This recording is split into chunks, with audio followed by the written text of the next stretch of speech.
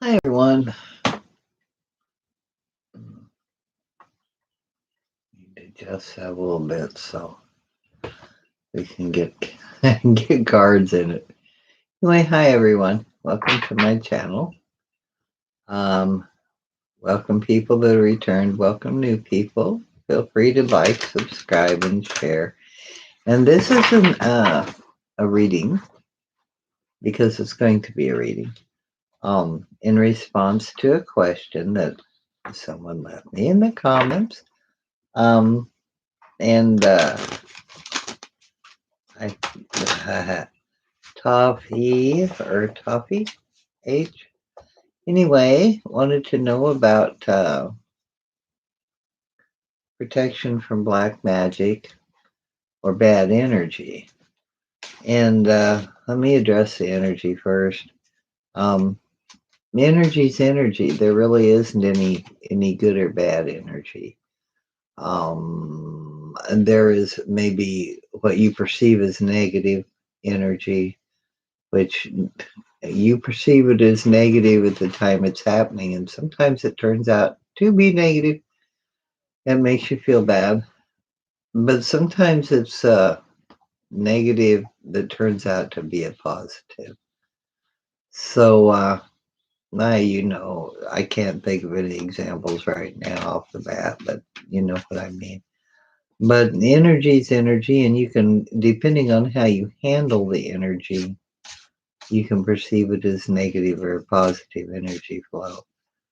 Um, in the black magic one, not a lot of people like will cast curses or anything like that, especially if they're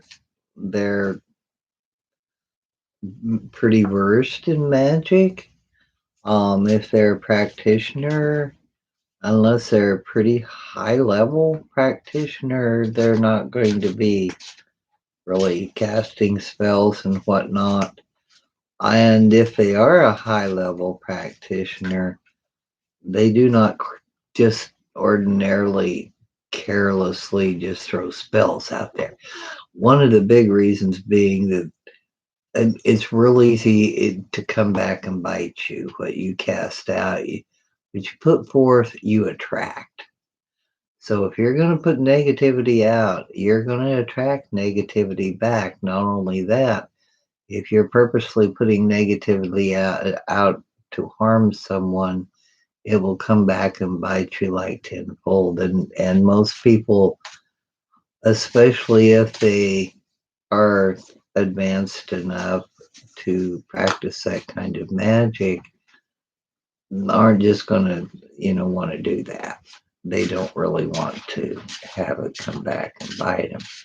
So I'm not saying that they don't do that. I'm just saying it's not probably really like the TV shows where they just willy nilly, you gave me a bad cup of coffee, so Zoom, I'm going to ruin your day or whatever. That's not, or put a curse on you or whatever. That's not real life. I mean, if you're going to speak, now I don't practice magic at this moment in time. Um, yeah, I don't practice magic, but I know enough about it to know that.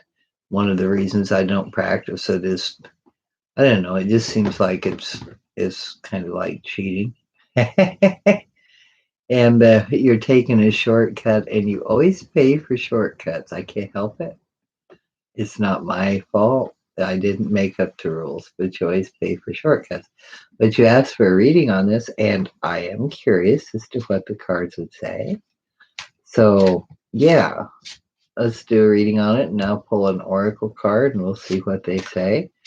Now that I've said all that, that's all I was going to say, I think.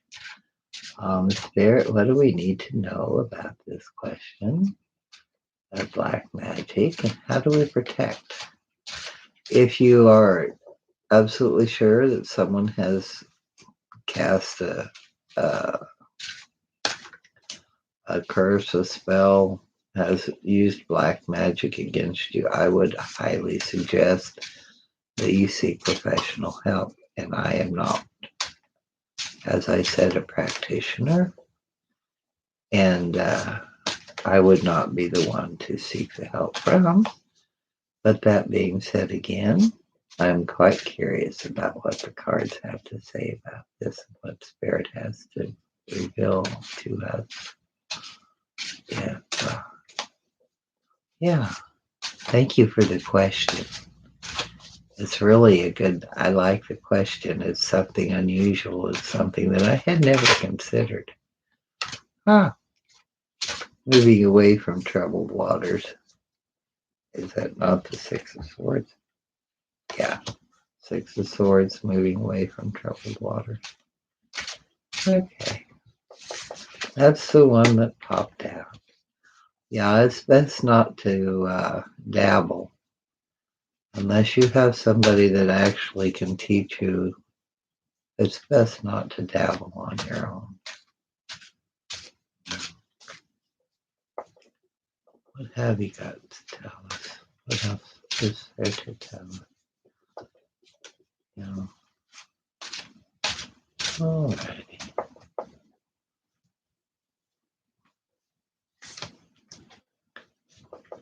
Let's get this done. That's the lower evening. Just gonna go ahead.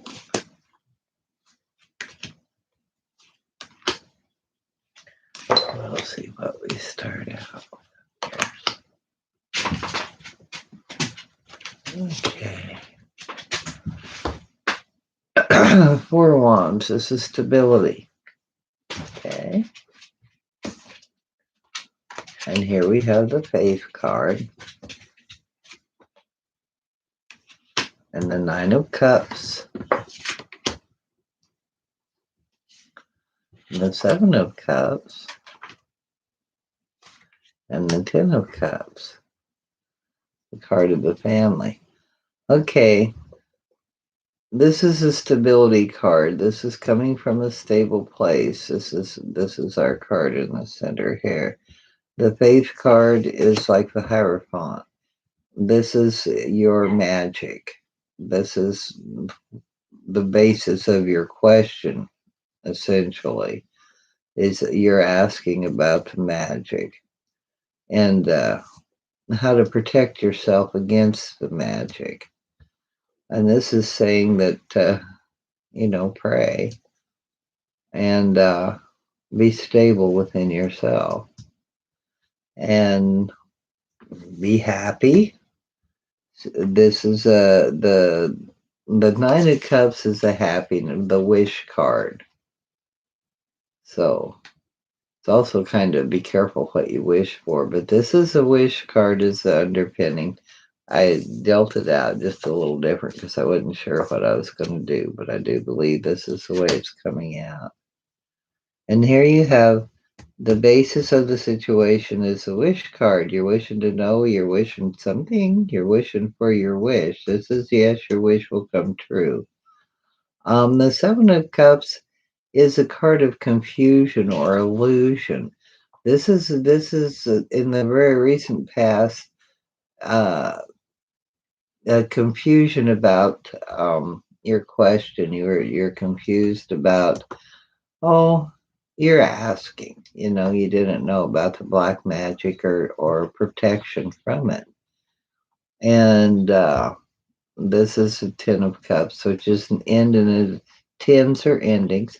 Also, the Ten of Cups is a family card. It's happiness within the family. And paired with the Nine of Cups is a wish card. Your wish comes true for happiness in the family. Have faith. Let's see what else. Queen of Swords. The Queen of Swords is a very supportive card. Queens are usually supportive cards.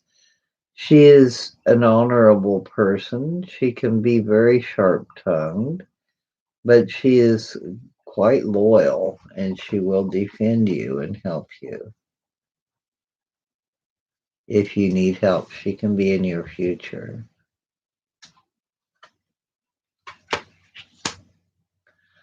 This is what you're stressing about, it's the King of Cups. Hmm. It seems as though there's an abuse of power um, involved in this question. Someone's abusing their power, the Five of Swords. And it seems to be coming up, the Five of Swords, quite strongly. There's a real indication of an abuse of power, someone close to you.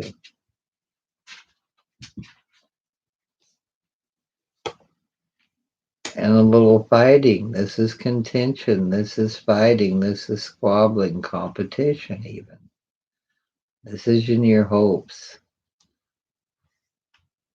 and dreams and whatnot. You maybe this might be on your mind a lot. This competing, this competition.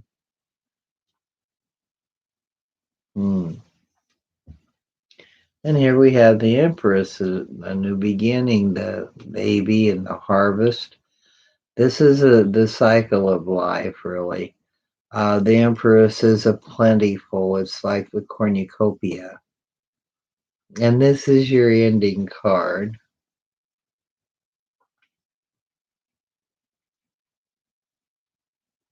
Hmm.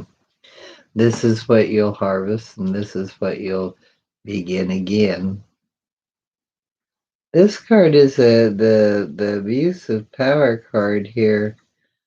Um, you're fighting on that one, and evidently you must overcome it because this outcome is beautiful. The Empress is a very beautiful card. It's also a very feminine card. It can be the card of a pregnancy or a marriage. Mm. But with the Four of Swords, it looks more like a retreat or a rest would do you good. Or perhaps someone else is going to retreat on this matter.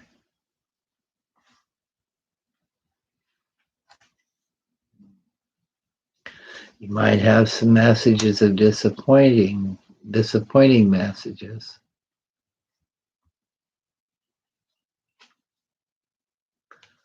Possibly connected to the King of Wands. Let's see what we have on the shadow side. The Three of Swords, there might be a little bit of heartbreak, yeah, and the Tower. A sudden ending. And then the Ace of Cups, a new beginning. So, and possibly a message that isn't real speedy, but it's about a little bit of income, about it's a Knight of Pentacles, little money coming.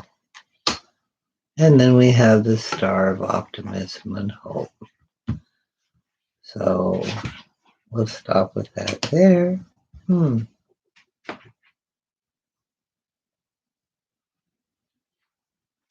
I think we went wandering down the rabbit hole there just a wee bit because this is taking you, unless you're looking to, I don't know, have a child or something, but you're asking about black magic or curses or bad energy, and we went over that, but let's see what the Oracle card has to say. Let's draw an Oracle card for you too. So we can back up on this a little bit. When we started out, though, we had the faith and we had the stability and everything. All the wishes are all there. The wishes are all happy wishes. So you have your wish come true on the basis here, but confusion comes in the very recent past. Something to do with your family, the end of some sort of a family matter. And it's a happy family. That's a good card right now. It really is.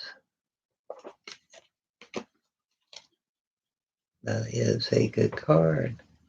Then we have the Queen of Cups, which is, she's a lot of times she's a justice card, a card of, oh, how can I put that?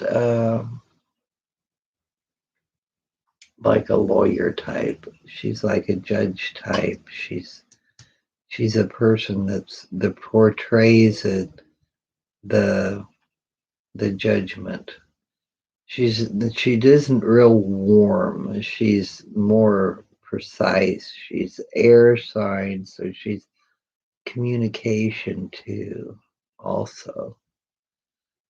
But she can be very supportive and she can be very loyal. But if you lie to her, she can cut you with her sword. And the King of Cups, now this could be your health that you're worrying about too. The King of Cups can also be a health or creativity, but this is something that you're a little anxious about. And the environment shows that we have an abuse of power here. This is fighting, this is contention, this is a little bit of a struggle or competition. You might have a competition out there. This is a very good ending card. In spite of these other clarifiers, this is a good ending card. And what this Four of Swords indicates is that you need to rest. You need to retreat and to rest. You may be beginning something anew. And in order to do that, you need to recoup some of your energy. You need to rest a while. You've had a disappointment, or you will have a disappointing news, or delay in news. Yeah, this can also be like a spy in the camp, but in this particular case, there'll be a delay in some sort of news. And this indicates the King of Wands, which is a mature male energy, fire energy. He can be very creative energy, but he's quite scattered sometimes. He's not good for details. He likes to leave those to someone else. Okay, in the shadows, in the underpinning here, we have the Three of Swords, which is heartbreak.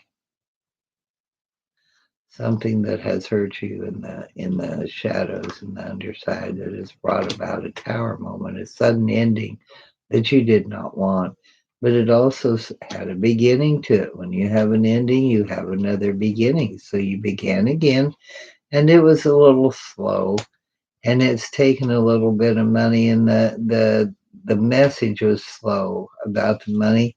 But there is hope and there's optimism. There's the star card, and she is the epitome of hope and optimism. These two cards as ending cards are really, really good cards. So let's see. Let's see what. Sorry, I had to go back over that. Sometimes I get confused on some of my things, obviously. Ah, well.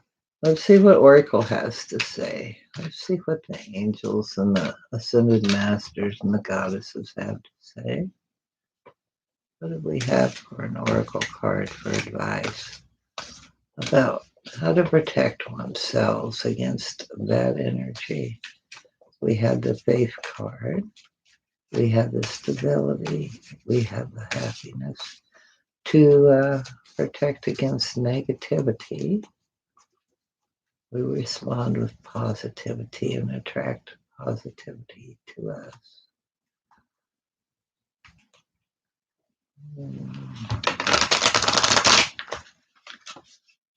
What do we need? What advice do you have to give? What do we need to know? Do we need to know? Okay. Let's see what we have.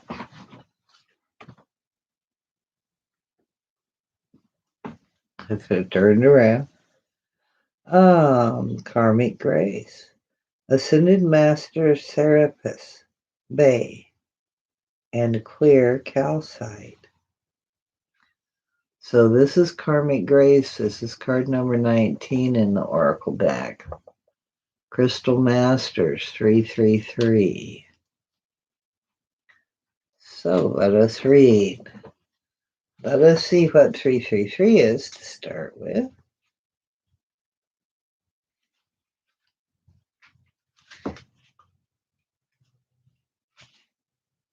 Well, let's start with the Ascended Masters.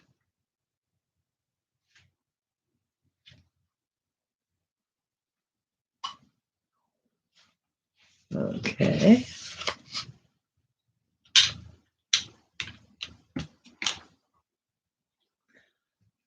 The Ascended Masters are unconditionally loving spiritual guides who have mastered the lessons of Earth's school.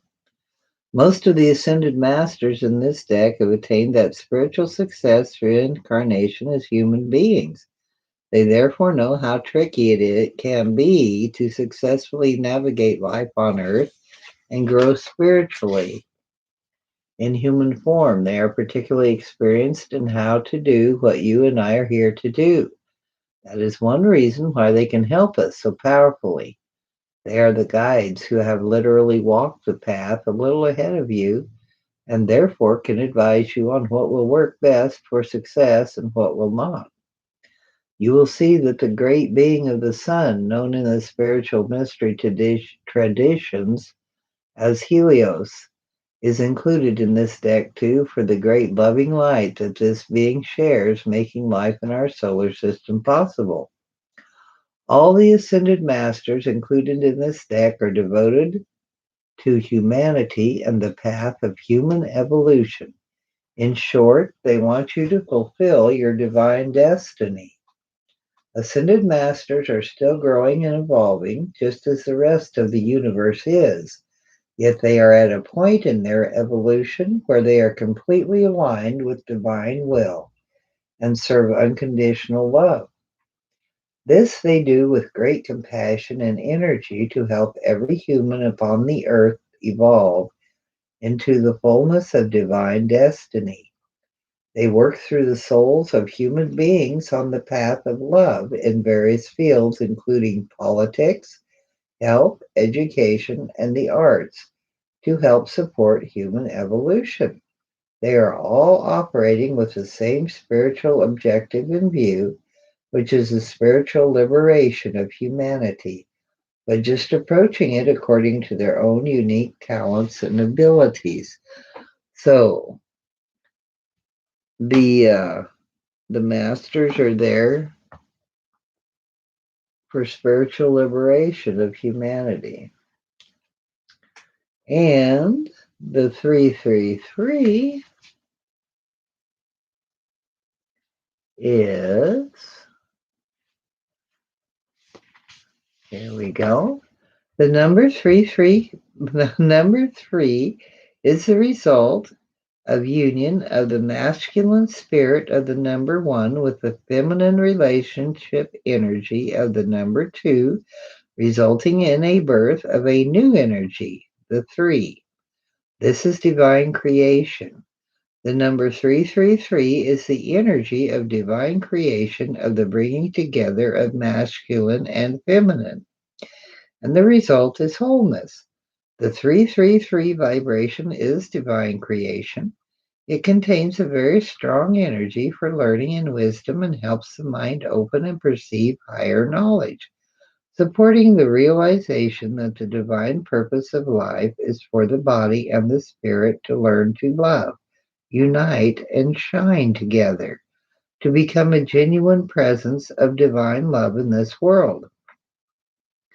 Working with the number pattern 333 is like dialing up the vibration of the ascended masters and the divinity they seek to awaken and stimulate within us.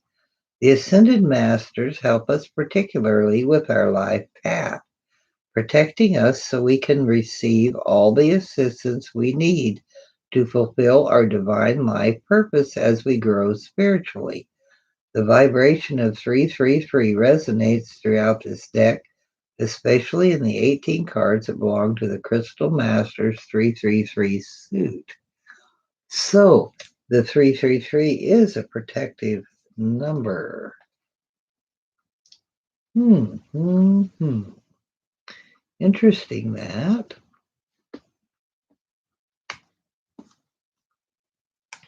Especially the Empress is number 3 card in the major arcana. I find that very intriguing, actually. Very intriguing indeed. Alrighty, let's look this card up now that we've got all the back thingy bobbers. The back story. Oh my, there we go. Ascended Master Serapis Bay and Clear Calcite. Karmic Grace. We bring you the blessing of karmic grace. There are many ways to learn and grow. Some ways are joyful and some more challenging.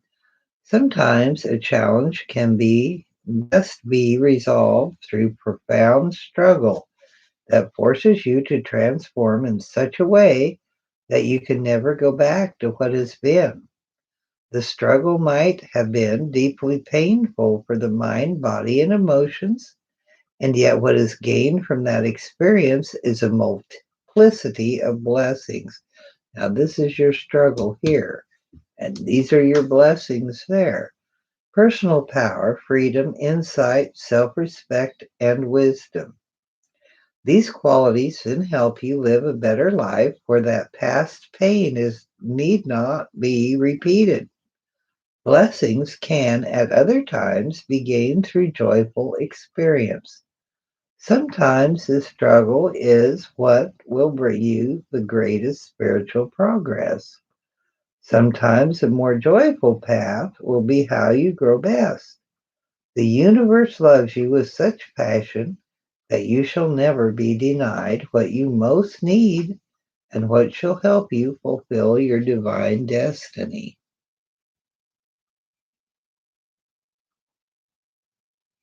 Hmm. Another meaning for the Five of Swords is victory without honor. So, and a lot of times it's the bully card. But back to this one. My part of my mind is still on this. As you can tell, I'm a little bit, I guess, bipolar, or maybe I just multitask in my mind. The struggles we encounter in life can be challenging enough without adding unnecessary guilt, shame, or judgment into the mix. There are times when the path of life becomes easier, more flowing, effortless, and shining with radiant grace. And in those moments, we feel as though we are doing something right, and the universe is affirming and validating us. Everything just falls into place, and we feel blessed. What can be more difficult to accept is that there is grace in the struggle, too. The divine, in its infinite love for you, will empower you to fulfill your innate potential. For some, that may be a gentler journey of progress, less challenging to body, mind, and soul. It may be entirely appropriate for a particular soul to be in a lifetime focused on tranquility and feeling supported, rather than being thrown crown chakra first into the upheaval that typically accompanies intense spiritual transformation. There may be times in your life, even if you are one of the souls here to experience the challenge that frequently accompanies accelerated spiritual growth, where your path is gentler, brighter, more effortless. When this happens, it is what will serve you best. Even the most intense paths that include experiences of trauma or abuse, perhaps especially those paths, will need times of lightness and joy. Your life path will unfold in whatever way will most benefit your soul growth. What you need to remember is not to judge yourself or think that you are doing something wrong when life gets difficult. It is actually a sign that you are going through an accelerated phase of spiritual growth, and the blessings that come from it will be what you need and want the most. There is a temptation to judge oneself in the struggles of life, to wonder, why I not getting this? Why am I not getting this? Why am I in pain? What am I doing wrong? This must be karma. And then guilt, shame, and judgment make the situation even more difficult. Don't do this to yourself or to others. When there is struggle, there is opportunity for breakthrough to be grasped by the soul. This opportunity can come to you through this method of growth. You'll have other times that are more joyful too, so there is no need to worry. Some souls choose to have lifetimes where much struggle characterizes the earlier phases of their life, preparing them for great work, and a much lighter and more joyful experience in the second half of their life. If you have been puzzled by an experience in your life, a difficulty, or perhaps even effortlessness, and you are trying to make sense of it, relax. Accept that karmic grace bestows upon you the best way to grow and manifest your divinity in every moment. You don't have to understand it, but to accept and trust it. You need to believe you are truly loved by the universe. Um, I'd like to say here also that burning a little sage would not hurt. Okay, the healing process. To integrate this guidance, you may like to say this invocation now. I call upon the crystal angel of clear calcite and ascended master, Serapis Bey, who love me unconditionally. Thank you for the divine healing blessing of karmic grace. I surrender with relief and loving trust into my life experiences now. The struggles and the easier times serve me perfectly. I do not resist. I use my free will to move through every experience offered, even when it doesn't make sense to me at the time. I accept the gift of karmic grace. May that grace bless the lives of all living beings. Through unconditional love and my own free will, so be it. If you wish to further integrate this guidance, hold the oracle card with the mandala image facing downwards and resting lightly upon your crown chakra at the top of your head. And if you don't have either the crystal, which is clear calcite, which you probably won't, or the card, um, I suggest that you project the card onto the top of your head. But that's as good as I can offer there. Um, anyway, relax. Hold it lightly with your left fingertips to secure it in place. You can even put your left fingertips on the top of your head if you'd like. Relax and breathe in and out several times. You may very well have feel energy coming into your crown chakra when you do this. Um, then say aloud, if you do this, I choose of my own free will through this and any lifetime and through all layers of my entire being to be open to the beneficial wisdom of karmic grace. May only the struggles that best serve unconditional love remain, and may the effortless flow of divine grace fill my body, mind, and soul. Through divine grace and unconditional love, so be it.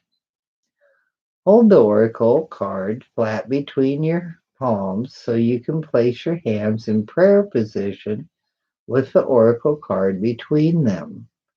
Bow your head and say, "May karmic grace bless the world with peace. May all beings know they are truly loved. According to divine compassion and in service to the great divine plan of love unfolding, so be it." You can finish your healing process with this affirmation said aloud 3 times. Karmic grace floods into my life, blessing me in all ways with peace of mind, body, and soul. Karmic grace floods into my life, blessing me in all ways with peace of mind, body, and soul. Karmic grace floods into my life, blessing me in all ways with peace of mind, body, and soul. And that's all of that one. Um, yeah, and I would suggest, actually, I was trying to remind myself to remember, burning white sage or burning sage will help clear your energy, clear the air, clear the energy. Light it with a wooden match, and just sage the heck out of your area, out of your home. Also, you might consider some sea salt, and you can sprinkle it over the doorways and like on the sash of your windows. And with the thoughts of only positive energy entering into your home. There are several other ways of protecting your own space, but like I said, I'm not practicing a magician, nor am I a practicing witch, which could also help you with this probably, and at least not of any kind of a professional person like that. Um, but yeah, if you are really having problems with this, you probably should consider actually asking someone who is a professional to help you. Um, and I'm sorry I don't have any suggestions. Maybe someone would in the comments. Um, but thank you so much for your question. This would indicate that maybe it would help you. I don't know. I don't know your situation, but it was an interesting question. And yeah, there's many layers here. But I hope it helped. I hope it answered some questions. Um, and if you're just curious about it, and if you're thinking about going on the black magic route, personally, and just personally, and because I really appreciate you following me and everything, and I sort of consider one of my peeps, because I don't know, you commented, I guess. But anyway, you ask a question, and I really wouldn't personally do black magic. It's just, it isn't worth the risk. And really, my first rule is to try to do no harm. I'm not saying I have never done any harm. I've never not done harm, but I really try not to. It's not my intention to. And that being said, I think I probably will say goodnight. So y'all have a good time. If you enjoyed this, I'm glad. It was fun to do for me, and I hope it was fun for you. Protect yourself, be safe, and have a lovely evening. Bye bye.